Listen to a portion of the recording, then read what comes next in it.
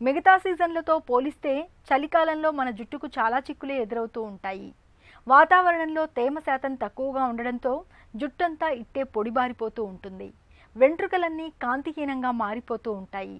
జుట్టు కొసలు చిట్లి గుర్రపు వెంట్రుకల్ని తలపిస్తూ ఉంటాయి. అయితే సీజన్ మార్పులకు తగ్గట్టుగా చలికాలంలో జుట్టు సంరక్షణ విషయంలో కొన్ని ప్రత్యేక జాగ్రత్తలు తీసుకుంటే మంచి ఫలితం ఉంటుంది. చలికాలంలో జుట్టు పొడిబారకుండా ఉండేందుకు ఏం చేయాలో, ఎలాంటి జాగ్రత్తలు తీసుకోవాలో ఇప్పుడు తెలుసుకుందాం. చలికాలంలో జుట్టు రాలడాన్ని అరికట్టడానికి ఆయుర్వేదం కొన్ని ప్రత్యేకమైన పరిష్కారాల్ని చెబుతుంది.